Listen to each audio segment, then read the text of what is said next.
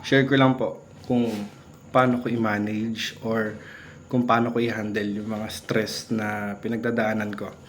First, pag sobrang nai-stress ako sa, for example, sa school or sa mga activity na ginagawa, for example, case study na need talaga i-pass.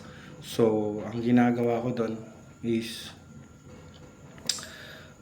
before ko siya i-start or even or kalagitnaan ng case study or ng process, ginagawa ko pinapos ko muna or ini-sleep ko yung laptop ko, hindi ko muna siya ino-open, and then i-calm ko muna yung isip ko, i-calm ko rin yung sarili ko, and also and then i-divert ko muna siya or gagawa muna ako ng isang bagay na alam ko makapagparelax sa akin. For example, maglalaro ako sa PS4 ko ng NBA 2K, NBA 2K and for 30 minutes, and then after that, if feeling ko okay na ako, tsaka ko ulit siya gagawin.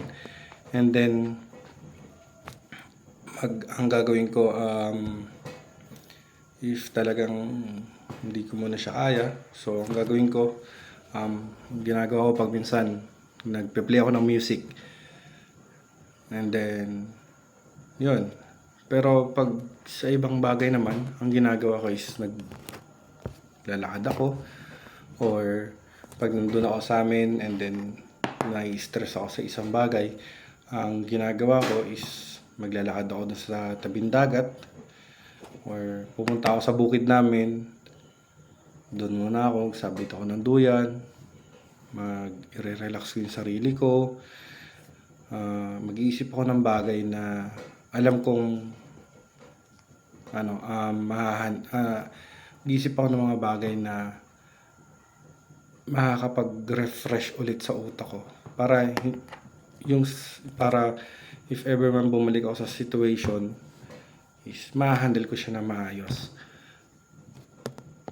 And also, for example din sa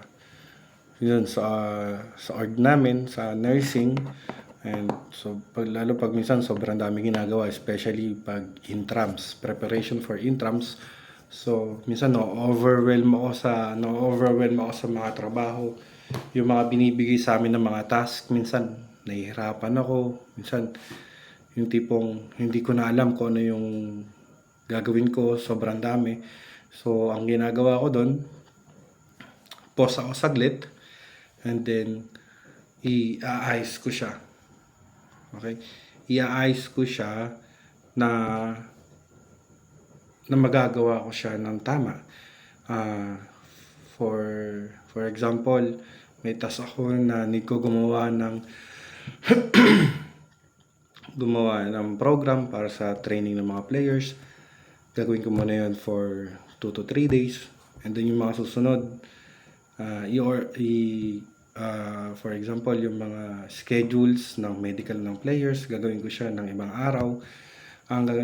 I-organize ko siya para hindi ako nai-stress. And then pag ginawa ko yun, prepare na ako, like okay na akong gumawa nito, after nito, ito naman. And then sinasabihan ko rin yung mga kasamahan ko sa org na huwag niyo akong masyadong binibigla sa mga gawain, kailangan isa-isa lang. Like kay Evan, ganito, ngayong week gawin mo to, or ngayong araw bigyan kitang 2 days, gawin mo to. And then yung susunod nun, after that, bigyan ulit kita ng panibagong trabaho, ito naman ang gagawin mo. Ganun. Para hindi kaya gusto ko lahat ng ginagawa ko is, or ng activity or pinapagawa sa akin, especially sa school, is naka-organize siya para hindi ako nahihirapan. And ganun lang ako mag-manage ng stress, like one at a time. And pag hindi ko talaga kaya, pause, pahinga saglit, ikalma ko yung isip ko, and after that, diretso na naman. And sabi nila, parang di daw ako na-stress. Pero sa totoo lang minsan sa trabaho na-stress din ako. Ang ginagawa ko lang, pinapahinga ko lang yung sarili ko. Nire-relax ko para mas madali kong magawa yung mga pinapagawa nila sa akin or yung mga trabaho. Yun lang po.